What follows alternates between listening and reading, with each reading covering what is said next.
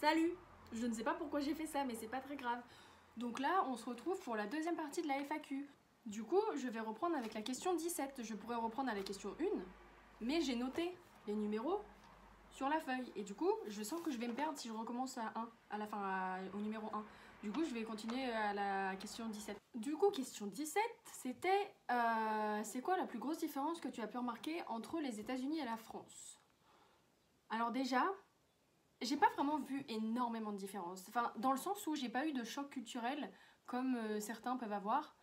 Par exemple, quand je suis allée en Corée il y a quelques années et là vraiment j'ai eu un gros choc culturel parce que tout est différent là-bas. Mais aux États-Unis, j'ai pas eu l'impression d'avoir vraiment remarqué une énorme différence, à part évidemment la langue et voilà. Mais quand même un truc, c'est la taille et les quantités de la nourriture. Ça, c'est un truc de ouf. Vraiment, vous voyez cette taille-là, là, ça, c'est une taille, une grande taille de boisson dans un fast-food. Alors que ça, en France, cette taille-là, ça n'existe même pas. Enfin, je crois pas. C'est un peu plus petit, la grande taille. Bref, tout ça pour dire que vraiment, les tailles sont absolument incroyables là-bas. Et c'est impossible de finir. Je prenais, en général, en boisson surtout, je prenais la plus petite taille. Et même la plus petite taille, j'avais du mal à la finir, dites-vous. Parce que la plus petite taille aux États-Unis, c'est genre un moyen en France. Du coup, voilà. Et aussi, ce que j'ai pu remarquer, c'est que, et qui n'est pas vraiment pareil en France, c'est que chaque État a son propre gouvernement. Après, en France, il y a un peu le même système avec les régions et tout. Enfin, pas les régions, mais je raconte n'importe quoi. Les maires des villes et tout. Mais les maires n'ont pas vraiment énormément d'importance. Enfin, si, mais je sais pas comment expliquer. C'est-à-dire que vraiment, là, par exemple, avec l'histoire du coronavirus, chaque État prenait la décision de fermer les écoles. C'est pas le président du pays qui a dit on ferme toutes les écoles, comme Macron en France qui a dit je ferme toutes les écoles de France. Là, c'est pas Trump qui a dit je ferme toutes les écoles des États-Unis. C'est chaque État, à son rythme, a dit je ferme les écoles de mon État. Et l'État d'à côté pouvait très bien dire bah non, moi je laisse mes écoles ouvertes. 18e question, c'était si tu pouvais changer le passé ou revenir en arrière, est-ce que tu serais quand même partie aux États-Unis? Alors oui, c'est sûr, je serais partie aux États-Unis. Par contre, je changerais rien de mon année, à l'exception d'une seule chose, c'est que je profiterais beaucoup plus de mon année parce que j'ai beaucoup profité, mais pas assez à mon goût. Surtout que je suis quand même partie 3 mois avant la fin. Ça fait 15 fois que je le répète, mais je l'ai toujours en travers de la gorge. Et même si c'est de la faute de personne. Hein. Mais du coup, ouais, je trouve que vu que j'ai pas pu aller au bout de mon aventure, de mon expérience, et ben je regrette de ne pas avoir encore plus profité des moments que j'ai eu là-bas. J'aurais certainement dit les mêmes choses même si j'étais allée au bout de mon année. Mais bon.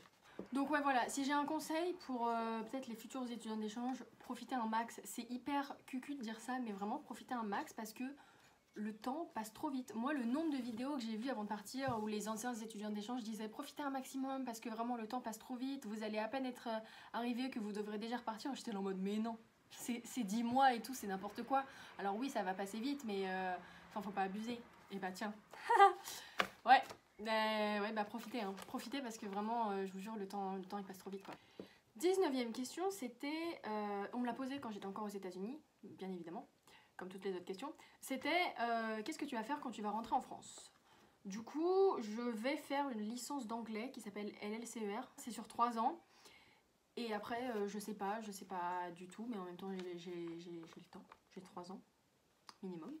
J'aimerais beaucoup repartir à l'étranger avec un échange Erasmus ou avec une convention bilatérale. Pour ceux qui ne savent pas, en gros, Erasmus, ça te permet de partir en Europe. Et les conventions bilatérales, ça te permet de partir en dehors de l'Europe. C'est en gros les universités qui ont des accords avec les universités dans d'autres pays hors Europe qui te permet justement de partir en échange universitaire. Je sais pas si c'est hyper bien expliqué, mais j'espère que vous avez compris. Sinon, allez voir sur internet. Question 20, c'était quand tu étais encore aux États-Unis, qu'est-ce qui te manquait le plus? Alors, pour sûr, c'était la nourriture française. Ça, c'était vraiment le pain, le fromage, et même les trucs tout cons, vous voyez, genre manger de la salade verte, faire des salades composées, salade verte vinaigrette, c'est des trucs hyper simples, hyper cons. mais je mangeais pas ça aux États-Unis. J'aurais pu si j'avais voulu, mais c'est pas, enfin, mes parents d'accueil mangeaient pas vraiment. Enfin, j'ai dû manger une fois de la salade verte quand j'étais là-bas. C'était pas vraiment dans des trucs qu'ils achetaient, et du coup, j'en mangeais pas. Et ça, j'avoue que ouais, ça m'avait manqué. Question 21, c'était qu'est-ce qui t'a donné envie de partir? Alors c'est simple, je ne savais pas quoi faire après le lycée, on me mettait plein de stress en mode ouais, faut que tu trouves une orientation pour après le lycée et tout. Et j'étais en mode mais je ne sais pas, j'ai beau chercher, ça fait des années que je cherche, je ne sais pas ce que je veux faire après le lycée. Et puis je voulais parler anglais, je me suis dit, enfin ça a toujours été comme un rêve de parler anglais, même si c'est pas un rêve très inatteignable. Mais du coup voilà, et j'ai toujours eu envie de voyager aussi. Enfin, mes parents sont pas très voyageurs, du coup j'ai pas eu vraiment la chance de voyager comme d'autres personnes ont pu.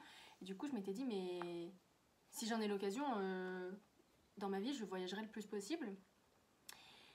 Et puis je voulais me tester aussi sur mes capacités d'adaptation, de changement, ma réaction à la nouveauté, tout ça. Et du coup je me suis dit bah, pourquoi pas faire une année d'échange, en fait ça... C'était l'occasion. Ensuite, 22e question, c'était quelle est la chose que tu aimes le plus dans cette expérience? Alors, parler la langue tout le temps, ça c'est une des choses que j'aimais le plus, même si c'est super simple, hein, mais voilà. Parler l'anglais tout le temps, tout le temps, tout le temps, parce que j'adore l'anglais. Et c'est cliché, mais faire de nouvelles rencontres et découvrir une nouvelle culture, c'était vraiment un truc que j'ai kiffé de ouf. 22e question, c'était as-tu de bonnes notes en cours? Alors oui, j'avais plutôt des bonnes notes, mais après il faut savoir que, alors déjà le système de notation aux États-Unis il n'est pas le même, c'est-à-dire que c'est noté sur 100%, pas sur 20. Et en gros, en France, quand t'as 10 sur 20, t'as la moyenne. Et donc tu pourrais dire aux États-Unis, quand t'as 50 sur 100, t'as la moyenne. Sauf que pas du tout. Et ça, je me suis fait avoir au début de l'année. En fait, la moyenne aux États-Unis, c'est 70% sur 100. C'est-à-dire que si t'as 65% à un test, tu passes pas. Enfin, genre, t'as échoué, quoi, en gros. Donc voilà, mais du coup, en général, j'avais entre 80 et 100% de moyenne dans toutes les matières.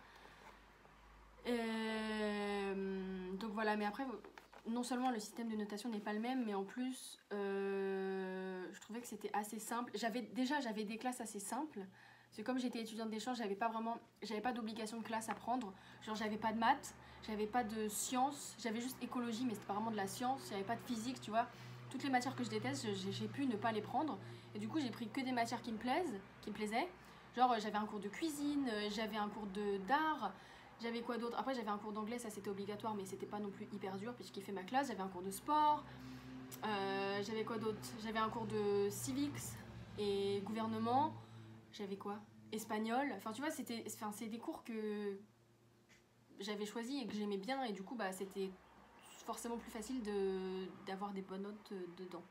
24e question, c'était généralement, tu manges quoi chez ta famille d'accueil? Alors, je peux pas vraiment vous dire parce que c'était pas vraiment il n'y avait pas de routine. Je sais pas comment dire, mais en gros, c'était très varié parce qu'ils cuisinaient vraiment bien. Et donc j'étais pas dans le cliché de la famille américaine qui mange que des trucs gras, qui mange tout le temps la même chose, qui mange tout le temps les fast-food et tout, pas du tout. Genre forcément on mangeait des fast-food de temps en temps, mais en France je fais pareil, je mange des fast-food de temps en temps. Du coup ouais, c'était très varié. 25e question, c'était pourquoi t'as voulu partir aux États-Unis et pas ailleurs?